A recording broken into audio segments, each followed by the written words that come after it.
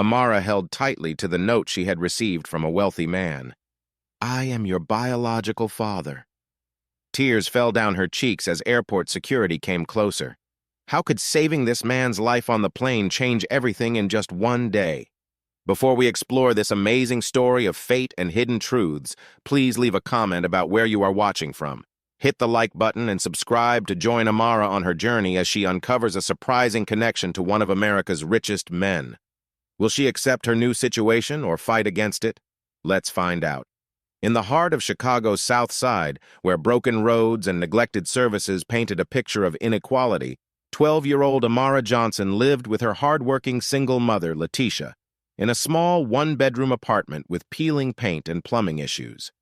Their neighborhood was the kind of place politicians only visited during elections, making promises that vanished after the votes were counted. Despite the challenges, including an underfunded school where textbooks were old and supplies often came from teachers' personal money, Amara was special. She had a sharp mind and a strong desire to learn. While other kids her age played video games, Amara spent hours at the library, reading medical books with a focus that amazed the librarians. Her interest in medicine started when she was 8 and witnessed a neighbor struggling to breathe. Watching adults panic before help arrived made her determined to never feel that helpless again. By the age of 12, she could list the signs of common illnesses and explain how the body worked. "I'm going to be Dr. Johnson, and we'll have a house with a garden," she often told her mother at dinner. Letitia smiled at her dreams, knowing it would be tough to make them happen, but never discouraged her. Life was hard for the Johnsons. Letitia worked 3 jobs: mornings at a nursing home, afternoons cleaning offices, and weekends as a cashier. Even with this tiring schedule, there was rarely enough for the basics, let alone savings for Amara's education. Letitia added to Amara's college fund whenever she could, even if it was just a little bit at a time.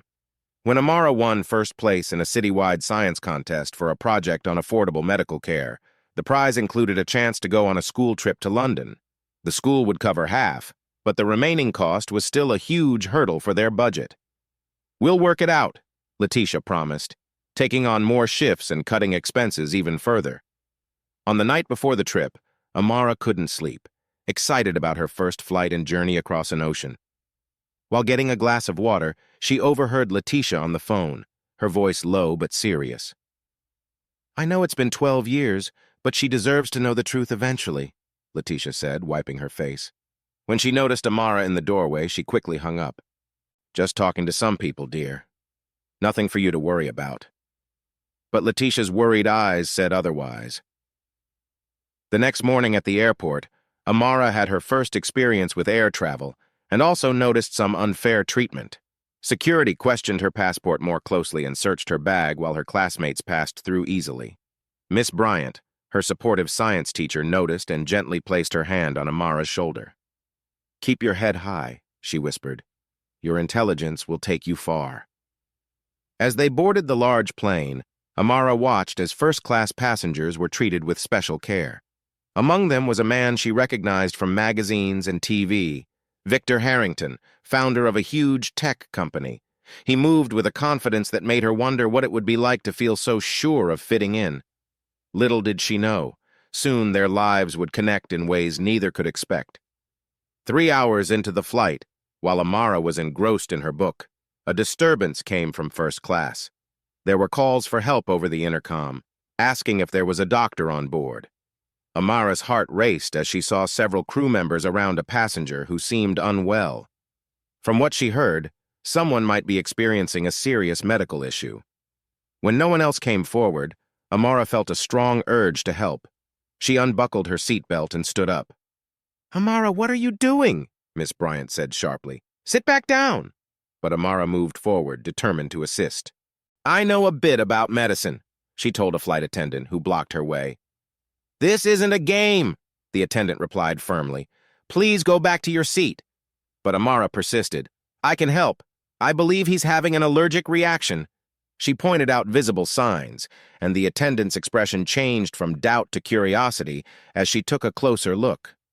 A male flight attendant overheard her and agreed they might need to take her seriously. They started discussing options based on what Amara had identified. Reluctantly, They let Amara get closer to Victor, whose breathing was getting heavier. "Look at his tray," Amara said, pointing to leftovers from his meal. "That dessert has almond slices. If he has a nut allergy and didn't know about that ingredient." One of the crew members checked her tablet and replied, "The passenger list doesn't show any allergies." Amara quickly asked, "Is there an EpiPen in the emergency medical kit?" She remembered what she had read about emergency supplies on flights. The lead flight attendant nodded and sent someone to get it. As her nerves calmed down, Amara continued, "If it's an allergic reaction, the medicine needs to be given right away." The medical team on the ground confirmed her concerns after hearing about Victor's symptoms. With their help and Amara's surprising knowledge, the flight crew got ready to give the emergency medicine. "I can't let a child give medication," the lead flight attendant said, taking the EpiPen from Amara. She followed the doctor's instructions from the ground and used Amara's insights to give the life-saving injection into Victor's thigh. Within minutes, his breathing eased, and the color returned to his face. The pilot announced they would change course to Toronto for emergency medical help as required after such a serious situation. As the plane descended, Victor briefly opened his eyes and looked at Amara, who was standing close by, waiting with concern. For a moment, a flash of recognition appeared on his face, as strange as it seemed. "You look just like her, Madison," he whispered softly before drifting back into unconsciousness. The flight attendants did not catch his words over the noise of the plane, but they hit Amara hard. Who was Madison? Why did this stranger think she looked like someone he knew? More troubling was that he seemed to see someone specific in her, not just making a confused comment. As the plane landed in Toronto, Amara returned to her seat, her mind racing. The name Madison kept echoing in her head, carrying a weight she couldn't understand. Something significant had just happened, something more than saving a man's life. She felt that this unexpected moment was about to change everything she thought she knew about herself. The emergency landing at Toronto Pearson International Airport resulted in chaos that Amara was not ready for. As paramedics rushed in to help Victor, Amara found herself in the spotlight. It seemed everyone knew that a 12-year-old girl had saved the life of a wealthy man. By the time she got off the plane with her classmates, reporters were already gathering nearby, cameras flashing when they spotted her. "That's her!" someone called out, and Amara instinctively moved closer to Miss Bryant, feeling overwhelmed by the sudden attention. "Back off, please," Miss Bryant said firmly, putting an arm protectively around Amara's shoulders. "She's a minor and cannot be photographed or interviewed without permission." The school group was taken to a private waiting area while airport officials and the airline figured out what to do next about their journey to London. Amara sat quietly, still processing what happened on the plane and the strange name she heard. "You were so brave," one of her classmates said, breaking the awkward silence. Some students who had barely noticed her before now looked at her with new respect and curiosity. Others seemed annoyed that their trip was delayed because of her actions. Amara just wanted everything to calm down so they could continue to London. A man in a suit with a tablet and an earpiece soon appeared at the door, scanning the faces until he found Amara. "Miss Johnson, I'm Jeffrey Reynolds, Mr. Harrington's assistant. He is stable and recovering at the hospital. He wants to speak with you before you leave." Miss Bryant stepped forward right away. "No way. Amara is under my care and I won't let her go without proper permission." Jeffrey replied smoothly, "I understand your concern. Perhaps you could come with her. Mr. Harrington is very thankful and wishes to say thank you himself. I have arranged transportation, and we have already spoken with your school for approval." The mention of formal approval made Miss Bryant pause. After a quick call to confirm, she agreed, but insisted on going with Amara. "I'm not sure about this," she whispered to Amara as they followed Jeffrey, "but I won't leave you alone." Instead of heading to the hospital as Amara expected, they were taken to an airport lounge where, surprisingly, Victor Harrington was sitting in a comfortable chair. He looked pale, but was very much alive, with a doctor nearby checking on him and security watching the entrance. "Did the hospital let you go already?" Miss Bryant asked skeptically. "I have excellent private medical care," Victor replied with a slight smile. His eyes were focused on Amara in a way that made her uneasy. and I wanted to thank this remarkable young lady before my team flies in a specialist. The next 30 minutes were some of the oddest of Amara's life. What should have been a simple thank you turned into what felt like an interview disguised as friendly talk. Victor asked about her interest in medicine, her school, and her neighborhood in Chicago. Soon, his questions turned more personal. "Have you always lived in Chicago, Amara?" "Yes, sir." "And what about your parents? Tell me about them." Amara grew uncomfortable as she replied, "It's just my mom and me. My dad died before I was born." Victor's eyebrows raised slightly at this. "I see." "And your mother's name is Letitia Johnson," Amara continued, confused by the topic. "Do you know when your birthday is?" Victor asked, which even surprised Jeffrey. "April 15th, Amara replied, wondering why someone so important would care about her birthday. Miss Bryant finally interrupted, saying, "Mr. Harrington, while we appreciate your gratitude, these questions seem a bit too personal.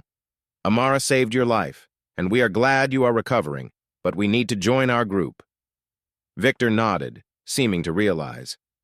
"Of course I'm sorry. It's just that you remind me of someone I knew a long time ago." He took out a check from his pocket and handed it to Miss Bryant for Amara's college fund, saying it was a small gift of appreciation. Miss Bryant's eyes widened at the amount $50,000. "This is too much, Mr. Harrington." "It's nothing compared to what she's done for me," he insisted. "Please accept it. Education is the greatest gift we can give our children." Amara, thinking about her mother's busy job and their financial struggles, nodded at Miss Bryant. After a moment, she folded the check and put it in her purse. As a waiter brought water and snacks, Victor casually asked Amara more questions about her mother and her life in Chicago. When she finished her water and set down the glass, Jeffrey carefully picked it up. Later, Amara would understand that he wanted it for testing. As they got ready to leave, Victor said something surprising. "I've arranged for your mother to come to London, Amara. All expenses are covered. My team is contacting her now." Before she could react, Miss Bryant spoke up. "That isn't necessary, Mr. Harrington." "I'm insisting," he replied firmly. "I owe this child my life. The least I can do is help her see her mother on this special trip. Besides, I'll be in London next week for business. Maybe we can all have dinner together." As they left, Amara heard Victor quietly talking on his phone. "I've found her. After all these years, I've found Madison's daughter." Do you think Victor is truly thankful to Amara? Or does he have hidden reasons for his interest in her? Comment 1 if you think his feelings are genuine, or 2 if you believe he is keeping something important to himself. Don't forget to like and subscribe to see what happens when Amara gets to London. How would you feel if a stranger seemed very interested in your background after meeting by chance? And what could link a wealthy tech leader to a 12-year-old girl from Chicago? The answers might surprise you as much as they surprised Amara. Being in London should have been amazing for Amara. The historic buildings, famous museums, and cultural sites were everything she dreamed about after reading many books about places she never thought she'd visit. But instead, she couldn't stop thinking about Victor's unusual questions and that mysterious name, Madison. The first 2 days passed quickly with guided tours and learning activities. While her classmates enjoyed the crown jewels at the Tower of London and took pictures in front of Big Ben, Amara moved through these moments as if she were in a dream. She felt out of place, with reminders of her differences showing up during their visits. At the British Museum, a guard watched her more closely when she stepped away to look at a display. At high tea in Covent Garden, the server called everyone else Miss or Sir, but ignored Amara when taking orders. On the tube, a woman held her purse tighter when Amara sat beside her. Usually, Amara would have brushed off these little slights with the strength she had built growing up black in America. But now, each one hurt more than before, making her feel more alone. On the third day, Miss Bryant asked Amara to step aside after breakfast. "Your mother arrived last night," she said, looking concerned. "Mr. Harrington wants you both to meet him at the Savoy Hotel this afternoon." Amara felt uneasy. "Is something wrong?" she asked. "I don't know," Miss Bryant replied. "This whole situation feels strange. A billionaire bringing your mother to London after you helped him on a plane? I've tried calling her, but she isn't answering."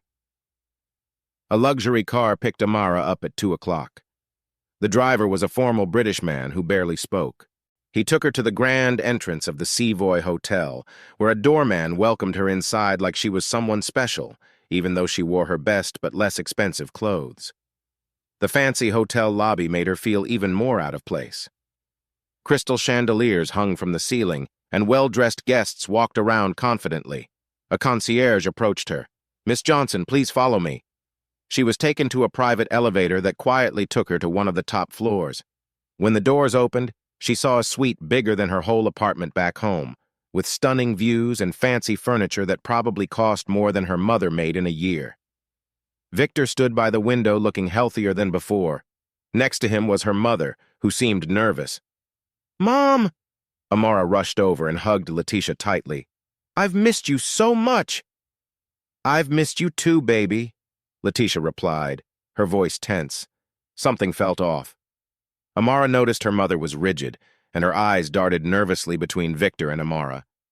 "What's going on?" Just then, Jeffrey came in from another room carrying a folder. He put it on the table and quietly left, leaving the three of them alone. "Please sit down," Victor said, pointing to the soft sofa. Amara sat with her mother, noticing Letitia's hands shaking. Victor stood, trying to find the right words. "Amara," he began, "when you saved my life on that plane, I felt something that some might call fate. When I woke up and saw you, I recognized something." He paused, looking at Letitia, who glanced away. "After our meeting in Toronto, I had a DNA test done with the glass you drank from." "What?" Amara was shocked. "That's not right." "Actually, abandoned property can be used legally," Jeffrey called from the other room. Victor gave him a look, then continued. "The results are in that folder. I wanted to confirm my thoughts before saying anything."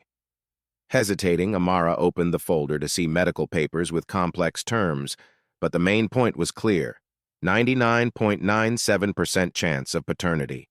Her head whipped up. "This is wrong." "It's not, baby," Letitia said softly, tears forming. "I'm so sorry I never told you the truth." The room felt like it was spinning as her mother began to share a story that changed everything for Amara. 13 years ago, Letitia worked as a housekeeper at a fancy Chicago hotel. Victor, who was wealthy but not yet a billionaire, often stayed there. They had a relationship that lasted months. "He was married," Letitia explained quietly. "I didn't know at first, but when I found out, I tried to end it." "I was selfish," Victor admitted. "I asked her to keep seeing me, promising her things I never planned to do." Letitia continued. "When I found out I was pregnant, I told Victor thinking he would help. But instead, his wife found out." "Madison," Amara whispered, suddenly understanding the name from the plane. Victor looked surprised. "How do you know that?" he asked. "You said it on the plane." "You said I looked just like her." Victor nodded slowly. "Madison was my wife. She had a certain way of solving issues. She arranged a big payment for your mother to keep quiet and disappear. She didn't want any reminders of my mistake, especially not a child." The truth hit Amara hard. The father she thought had died before she was born was actually the man in front of her. This wealthy man chose money over being a part of her life. Her mother had built a complicated lie about who she was, about where she came from. "So you just took the money and pretended I was someone else's child?" Amara asked her mother, her voice trembling.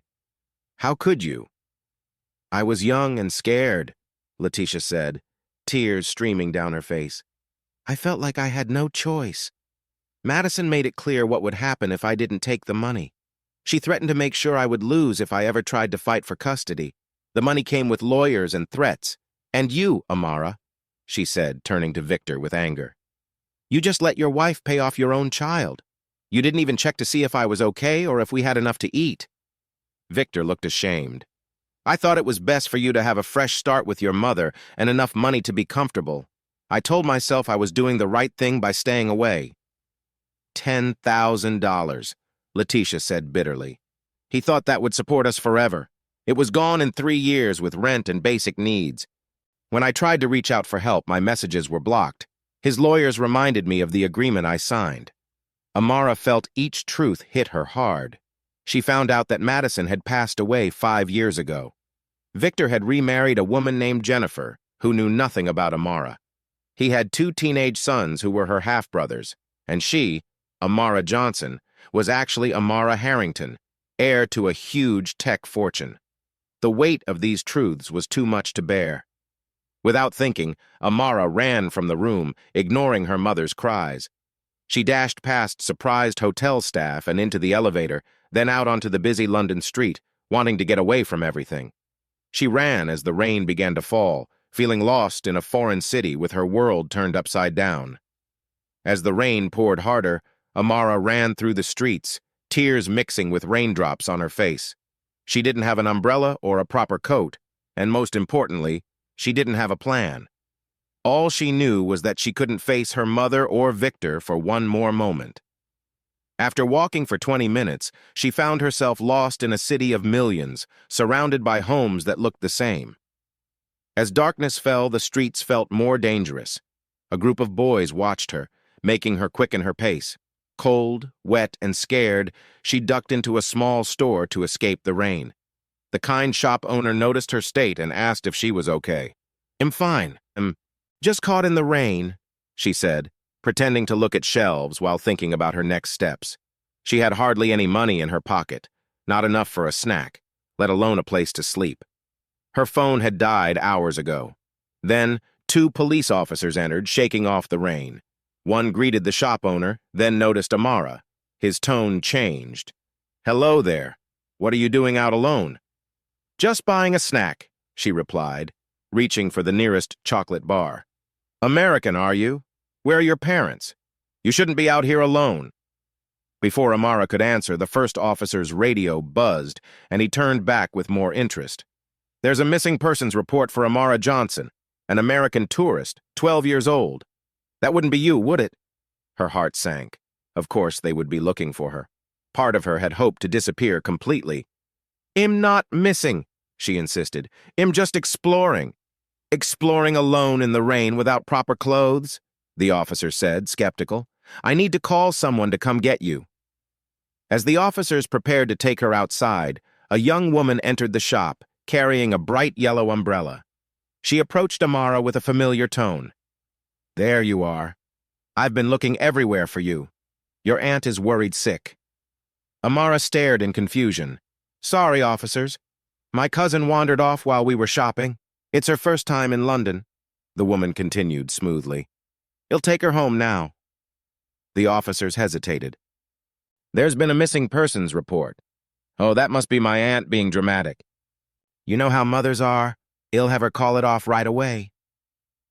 The woman paid for Amara's snack, took her hand, and led her out under the umbrella. They walked briskly for several blocks before the woman spoke again. "I'm Naomi, and you're definitely running from something big if the police are involved. Want to tell me what's going on?" Amara, taken by surprise at this rescue, asked, "Why did you help me? You don't even know me." Naomi's expression softened. "I know what it's like to be questioned by people who have already made up their minds about you. Now, do you have somewhere safe to go?" When Amara shook her head, Naomi sighed. "Come on, then. You can dry off at my flat while we figure this out. I'm a student at University College London, not a bad person, I promise."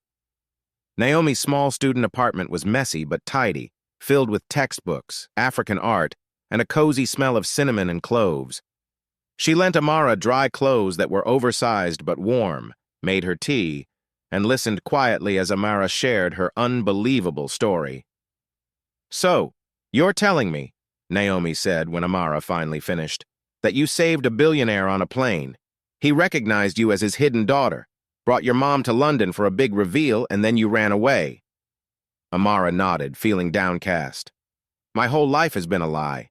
My mom lied about my dad. My dad acted like I didn't exist. I don't even know who I am anymore." Naomi thought for a moment. "I understand identity struggles better than most. My dad is Nigerian and my mom is British Jamaican. Growing up, I felt caught between different worlds. People always want to put you in simple boxes, but life is more complex." As Amara sipped her tea and pondered these words, Naomi's phone buzzed with news alerts. Her eyes widened as she read them. "Oh my God," she whispered. "You're all over the news." She turned her phone to show Amara. The headline shouted, "Billionaire's secret daughter, Harrington tech stock drops amid scandal, and Harrington family in turmoil as long-lost daughter appears." Photos of Victor, stock images of Harrington Technologies, and even a school picture of Amara from her social media were plastered alongside these stories. "The press found out," Amara said softly, horrified. "Someone must have told them." Naomi continued reading more updates.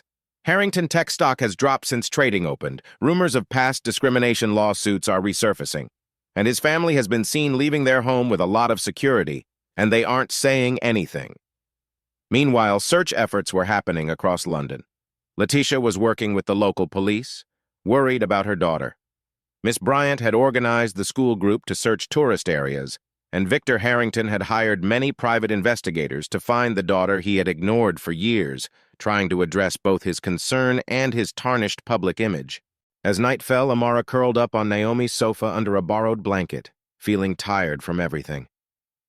"What am I going to do?" she asked softly. "I can't hide forever. But I can't face them either. Everything I thought about my life was wrong." "Get some sleep," Naomi said gently. "Tomorrow you'll think more clearly. Remember, your identity isn't just about your parents' choices. You're still Amara, the girl brave enough to save a life at 30,000 feet and smart enough to recognize an emergency when others couldn't. That hasn't changed." As Amara drifted into restless sleep, news of the Harrington situation spread worldwide.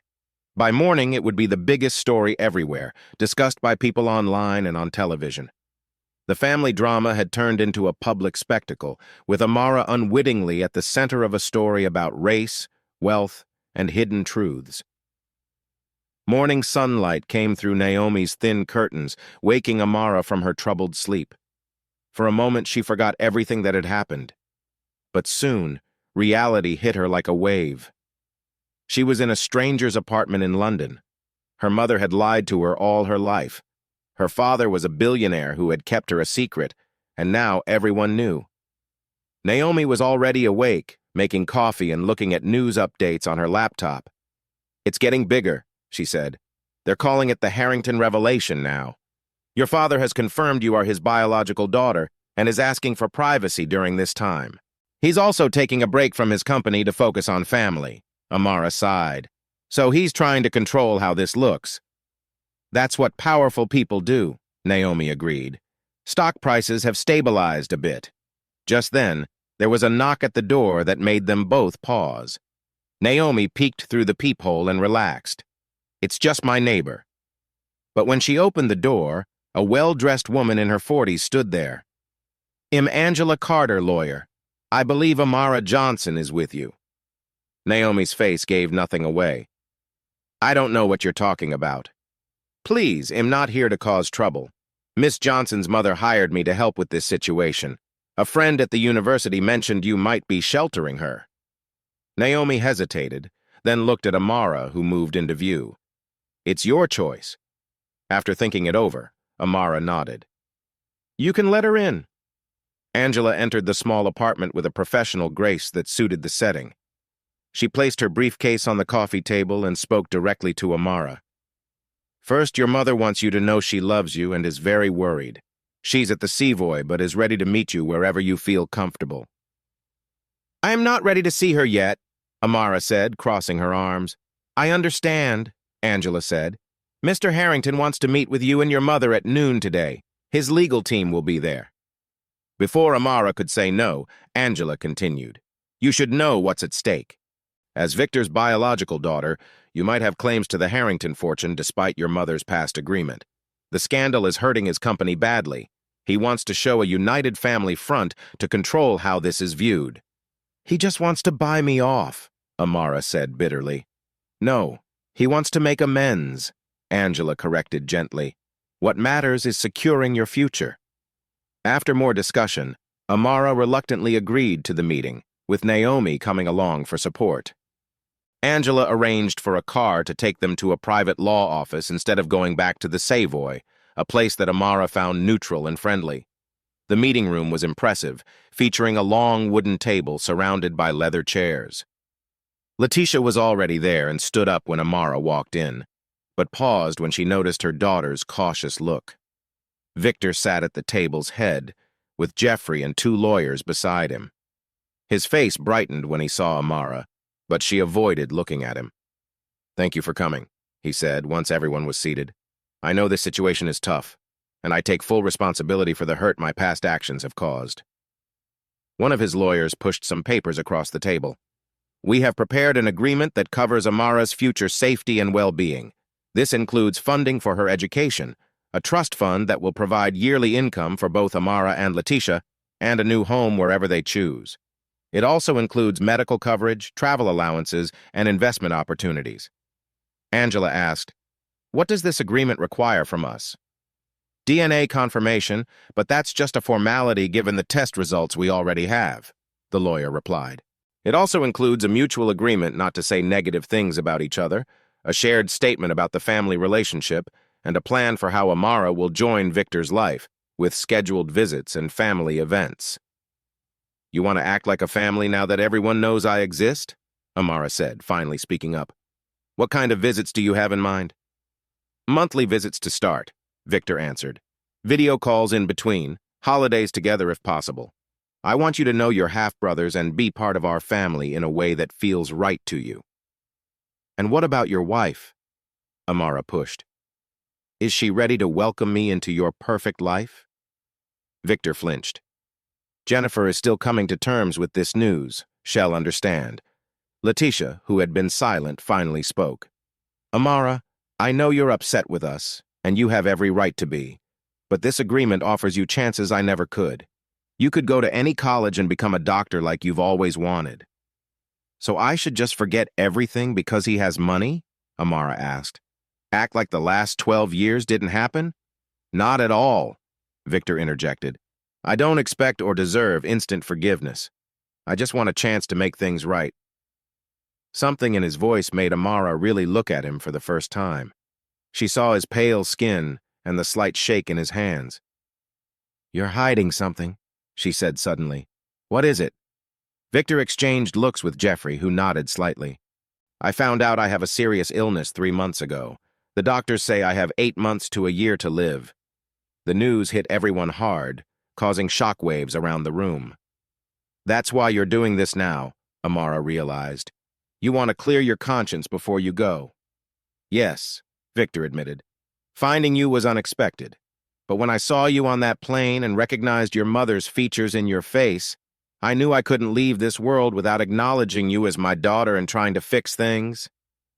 Amara felt mixed emotions swirling inside her. This man had abandoned her, but now he was facing his end and seeking to reconnect.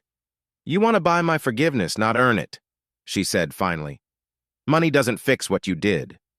"You're right," Victor replied, surprising her. "But it's what I can offer along with whatever time I have left. I can't change the past, but I can try to make your future better."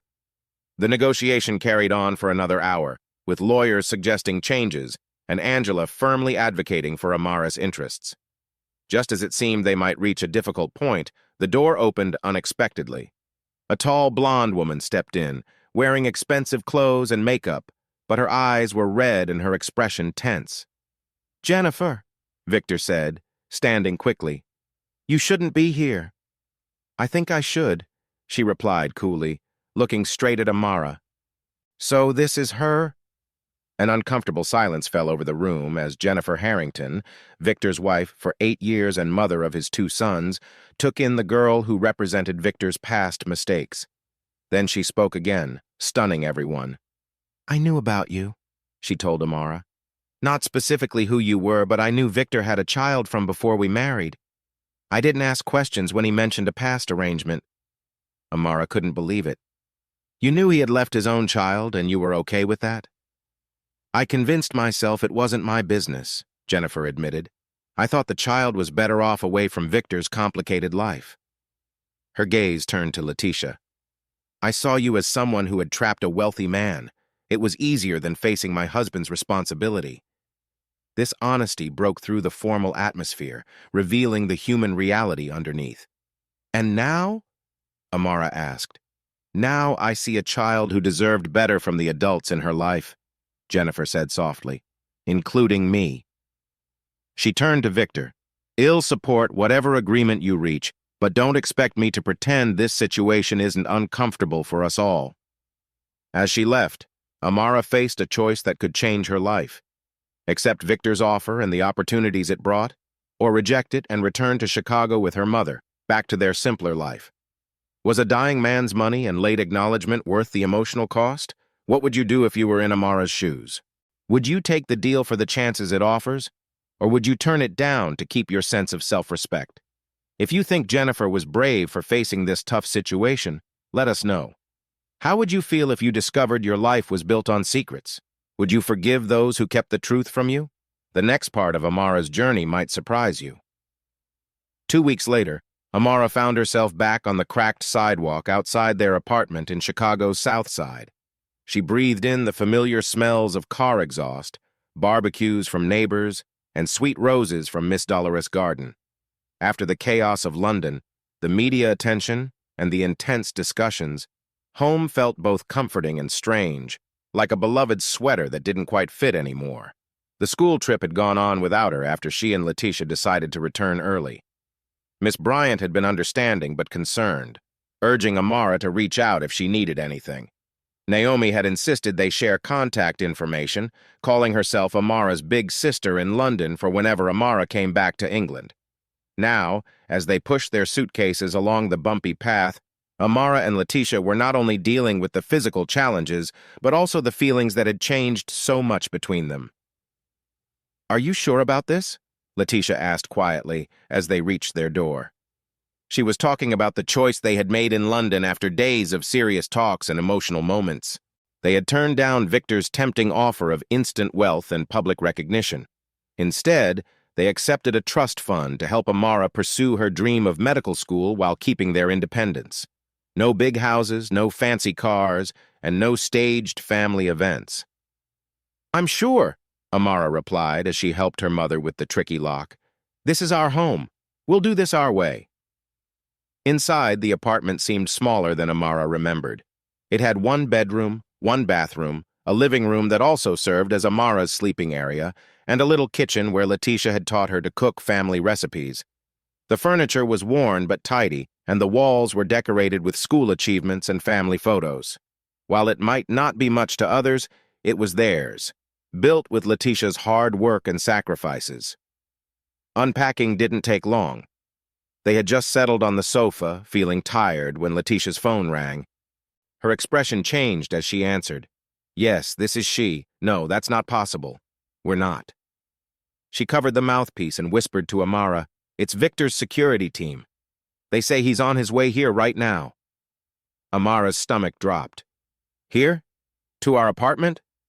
Before Letitia could respond, they heard noise outside. Neighbors were talking, car doors were slamming, and footsteps echoed on the stairs. Then there was a knock at the door. When Letitia opened it, Victor Harrington stood there, looking very out of place in his fancy suit and shoes. Behind him were Jeffrey and 2 security people who made a wall between him and the neighbors who had gathered. "May I come in?"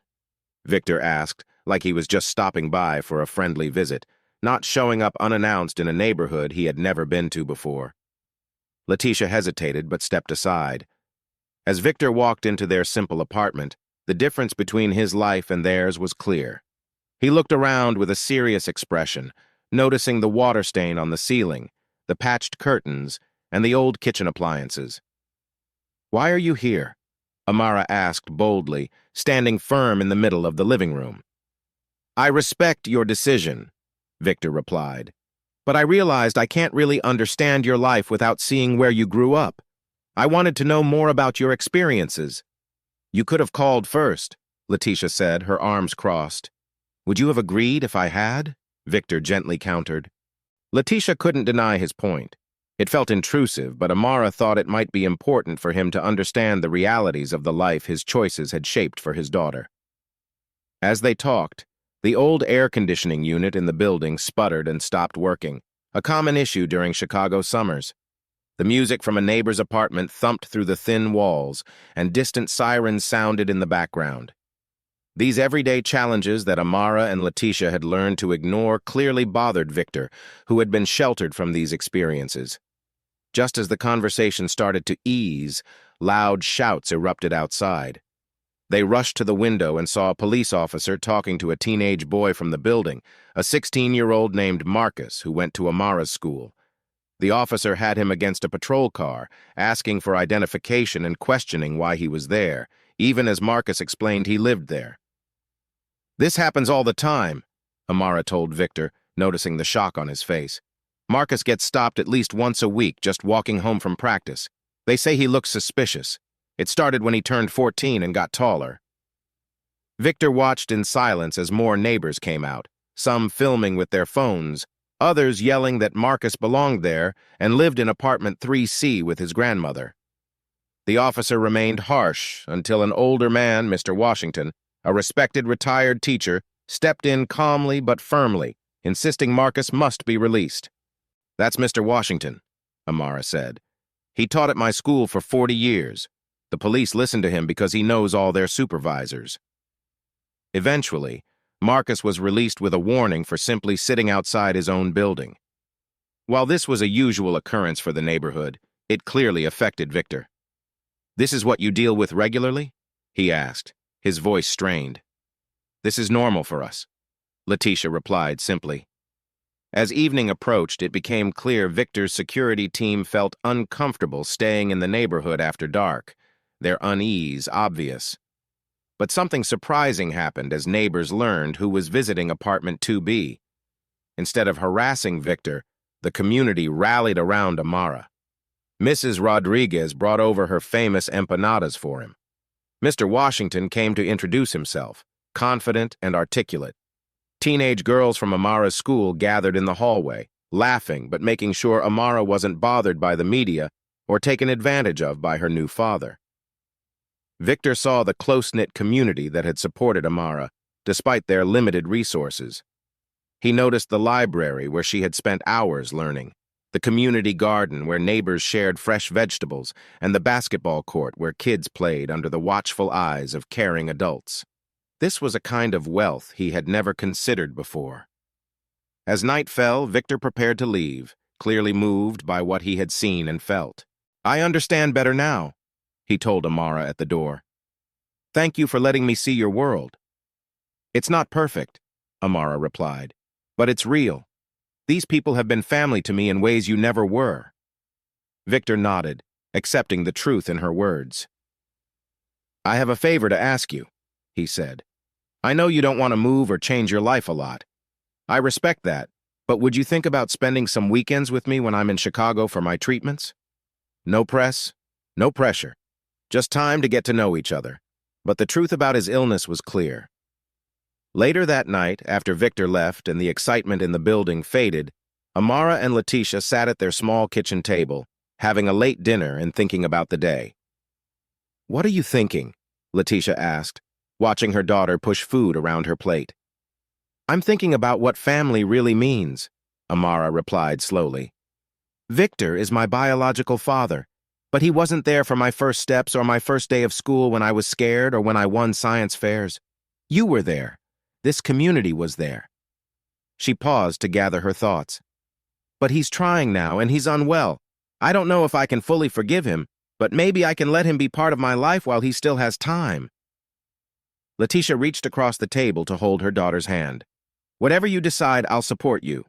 You have wisdom beyond your years, Amara." Outside, Chicago carried on with its nighttime sounds of sirens, music, and voices, forming the backdrop of their lives. Inside, mother and daughter began the careful process of rebuilding trust and planning a future neither had expected just weeks before. Amara's world had grown a lot, but its center remained in their apartment and community, with a mother who had done everything to give her daughter the best life possible. The fragile peace from Victor's visit lasted just 17 days before it broke under the stress of business matters and family issues. It all began with a certified letter delivered to Letitia and Amara, which contained a new agreement from Harrington Technologies. The new terms were much stricter than discussed in London. They limited Amara's education fund, included rules for keeping things private, and even stated she couldn't work at her father's company or use the Harrington name publicly. They're trying to limit your connection to the family, noted Jamal Williams, the civil rights lawyer who approached Letitia after seeing news coverage. Letitia had initially turned down his help, thinking they had understood things with Victor. Now, sitting in his small office looking over the new papers, she appreciated his guidance. "Victor must be under pressure from his board," Williams said, pointing out various troubling parts of the agreement. Tech companies face a lot of scrutiny on diversity issues, especially with a biracial daughter he didn't acknowledge for years. That could upset shareholders, especially because of his past. "What past?" Amara asked, looking up from her phone where she had been reading about pancreatic cancer treatments, still sorting through her feelings about Victor's illness. Williams hesitated, glancing at Letitia. "Your father's company has faced several discrimination claims over time. Nothing that led to legal action, but there are patterns. African-American workers often overlooked for promotions, unfair pay, and diversity programs that seem more for show than real change." This news hit Amara hard. While she knew Victor had personal shortcomings toward her, hearing about broader problems at his company added more weight. "So he's trying to silence me about being his daughter because I'm black?" she asked, her voice tense. "It's more complicated," Williams replied carefully. "I believe Victor wants a relationship with you, but big companies have many people involved, each with their own goals. The question is whether Victor will stand up to them or give in." The answer came sooner than anyone expected. That evening, Jeffrey Reynolds called Letitia. "Victor has been hospitalized," he said. His usual professional tone softened with concern. "The cancer has spread faster than they thought. He's asking for Amara." This request set off a series of events that thrust their private family matters back into the spotlight. When Amara visited Victor at Northwestern Memorial Hospital, photographers caught her arriving despite security measures. Photos of the young girl entering the hospital created a buzz about their story once more. Victor's wife, Jennifer, came from New York with their sons, making the hospital waiting room feel tense. Their first meeting with Amara was awkward, filled with unspoken feelings between them. 16-year-old Elliot looked at Amara with clear distrust, while 14-year-old Asher, being kinder and more open, offered her a candy bar from the vending machine, a small comfort in such a cold place. While Victor received treatment to extend his life, the lawyers from Harrington Technologies kept pressing for a solution that would minimize their risk. Their approach became more forceful, suggesting that delays might affect Victor's treatment or Amara's chances at a future. It was surprisingly Jennifer who finally spoke up. "This is wrong," she told the lawyers in the hospital conference room after Amara had left in tears from hard questions about her mother's past. "She's a child who just found her father and is now watching him get worse. Treat her like a human." Her words paused the intense legal conversations, but didn't fix the underlying issues. With Victor's condition worsening and pressure increasing from all sides, Jamal Williams advised Letitia that they needed to take stronger action. "The company is trying to stall," he explained. "They want you to feel emotionally pressured to sign anything just to keep Victor calm. We need to change the situation." His plan was bold: to file a civil suit against Harrington Technologies claiming racial discrimination and violations of Amara's inheritance rights. "We don't necessarily want to go to court," he clarified, "but filing the case will force them to talk with us on more equal grounds." The decision was not taken lightly. Amara worried about how this would affect Victor's health and their relationship. Letitia feared they could face backlash, but when company representatives tried to stop Amara from visiting Victor after she refused to sign their new agreement, it became clear what they had to do. Thus, the lawsuit became major news. Headlines read, "Black daughter of tech billionaire sues for equality," across the country. Corporate sponsors began to distance themselves from Harrington Technologies, and social media erupted with debates about privilege, responsibility, and race. Amara's school became divided as students took sides. Some people supported her bravery, while others accused her of taking advantage of her father's illness for money. The pressure became overwhelming after many days, so she decided to learn online to escape the constant attention and occasional anger from others. During this tough time, her father Victor's health worsened. Visits to the hospital were both meaningful and painful as Amara tried to connect with him. She was just starting to understand him while seeing him grow weaker each week. During one visit, when Victor seemed to be feeling a bit better, he spoke about the lawsuit. "I don't blame you," he told her with a weak but determined voice. "The company has handled this badly. If I were stronger, why aren't you fighting them?" Amara struggled to match the powerful CEO she had read about with the father who appeared to have given up on standing up to his corporate board. Victor explained things in a way she hadn't thought about before. "The company employs many people. My son's future depends on its stability. Fighting this battle properly would use up the little strength I have left." He took her hand and added, "That doesn't mean we shouldn't fight." The legal process sped forward toward a hearing that would reveal sensitive company information and practices. The lawyers worked hard to keep these documents private while Williams fought equally hard for openness. Media coverage grew, with commentators discussing what the case could mean for corporate diversity efforts across the country. The night before the important hearing, Amara couldn't sleep. The weight of her father's illness, public scrutiny, her mother's stress, and the tension from some of Victor's business associates and family friends felt heavy. Around midnight, she texted Naomi in London, who quickly replied with support and understanding. Soon after, she got a message from Asher, Victor's younger son, expressing his support and sharing his own struggles with the situation. These small connections across her life helped Amara feel strong for what was coming next. The next morning, the courthouse steps were crowded with reporters and protesters holding signs with different messages. Amara arrived, having been prepared by Williams for what to expect, but it was still overwhelming. Inside, the courtroom fell silent as Judge Claudia Ramirez took the bench.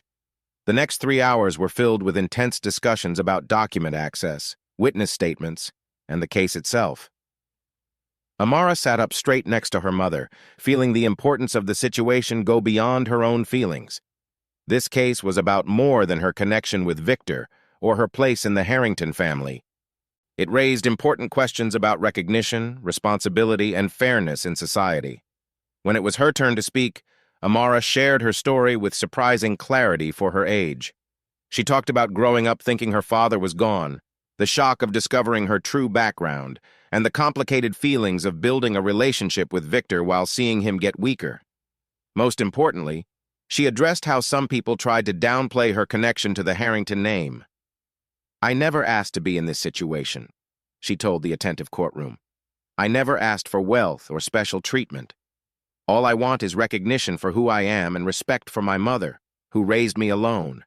I want to be seen not just because of my father, but for who I am and who I may become." Judge Ramirez's decision sent waves through the business and legal worlds.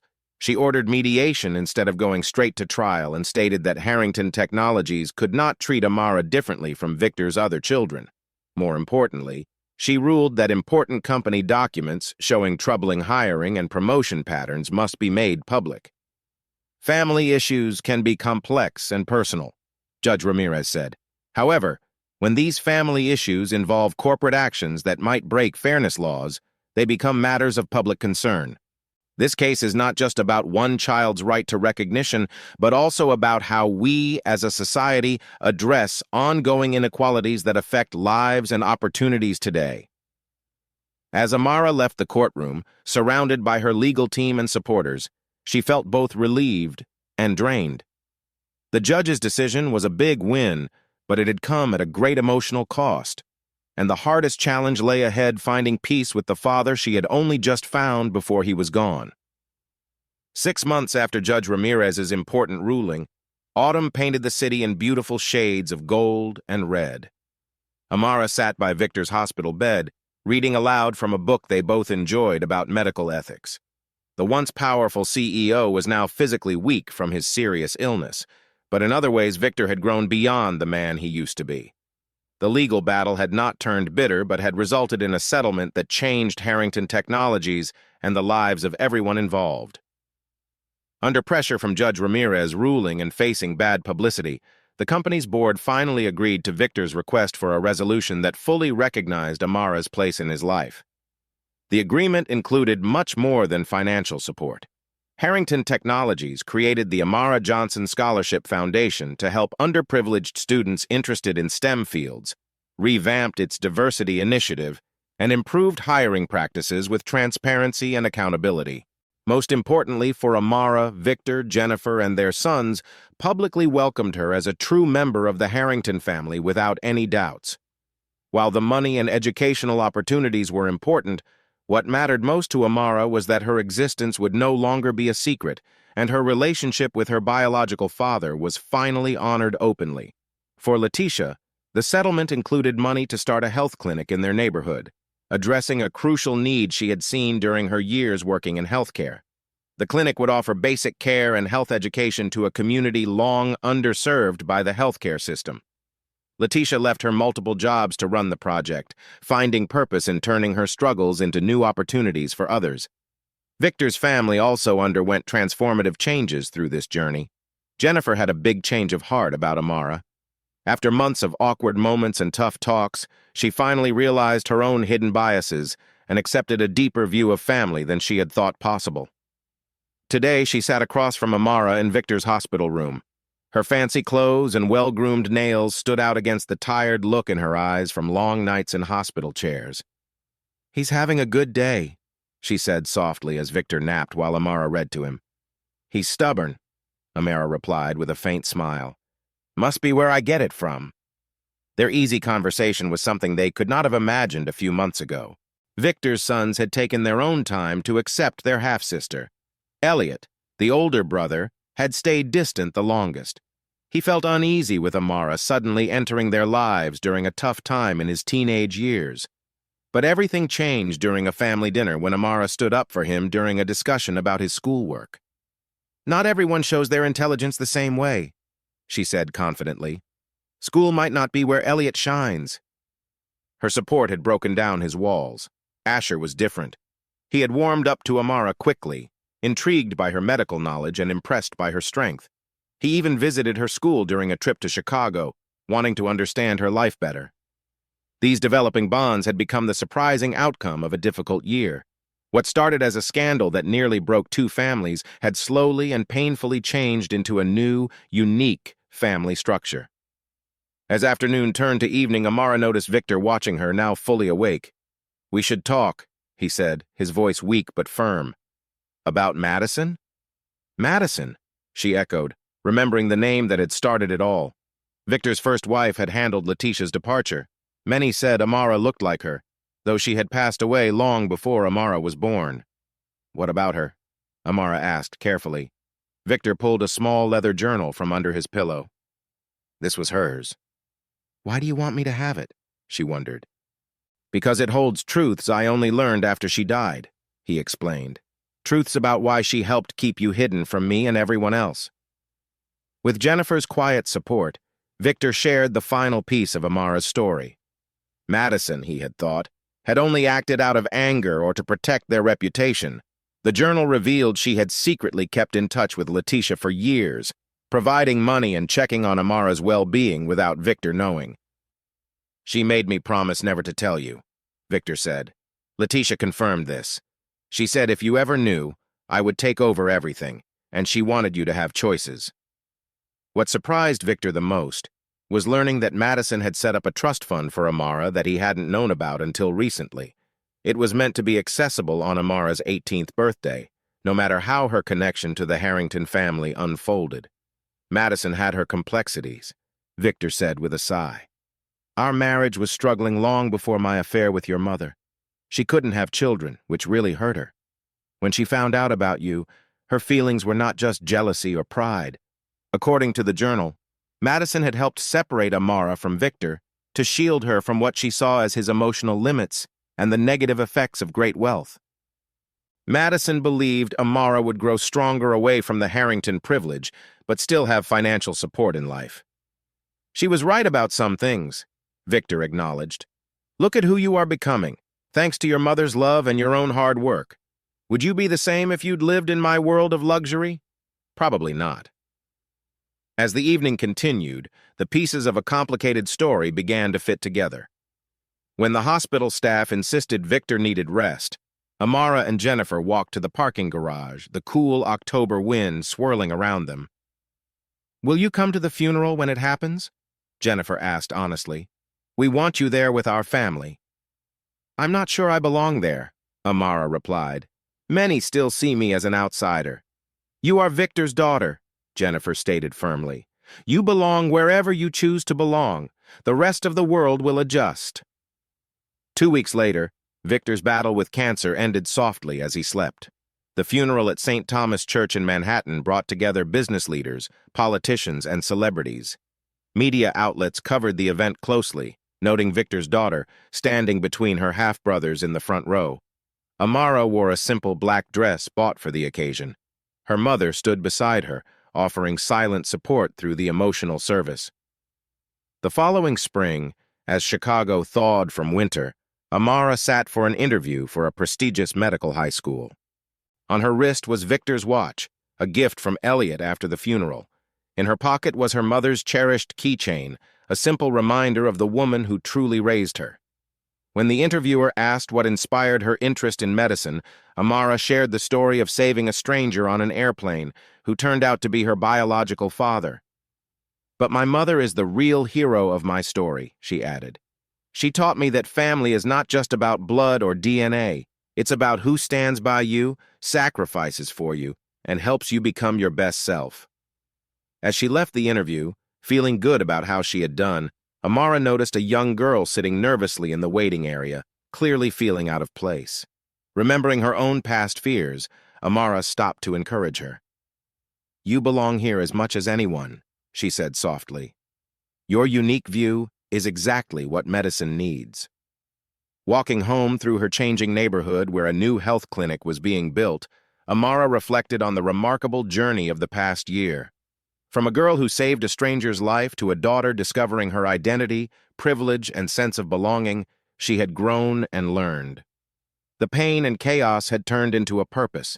She would always remember the layers of her origins and the lessons from both her mother's and her father. But those experiences no longer defined her future. Amara Johnson Harrington was on her own path, looking beyond her background and the expectations others had for her. She aimed for a life that was true to who she really was. What would you do if you found out something new about yourself that changed everything? How would you balance respecting your roots while exploring new opportunities? Share your thoughts below. If you like this story, please give it a thumbs up, subscribe, and share it.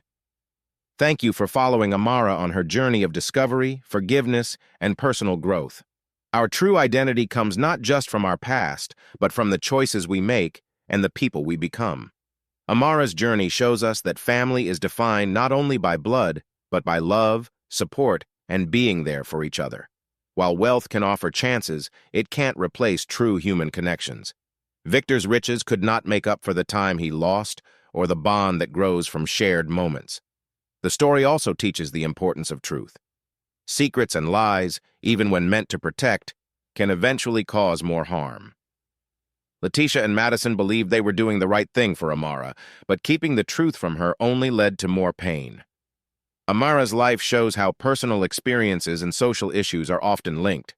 Her story reveals how unfair systems affect people's lives and that facing these challenges takes courage and change. Most importantly, Amara's journey highlights the strength of the human spirit. Even after learning that much of her identity was based on untruths, she found the strength to redefine herself, blending her past with her hopes for the future. This proves that we are not just shaped by things we cannot control, but by how we react to them. What part of your identity has had the biggest impact on you? Was it something you were born with, or did you learn it later? Please share your story in the comments below. Your experience might encourage someone else who is dealing with their own identity struggles. If Amara's journey touched you, please like this story so others can find it too. Subscribe to our channel for more powerful stories about overcoming difficulties and finding strength in unexpected ways. Have you ever needed to forgive someone who kept an important truth from you? Or had to rebuild trust after being let down? The road to healing is often challenging, and sharing our stories can help others on their paths.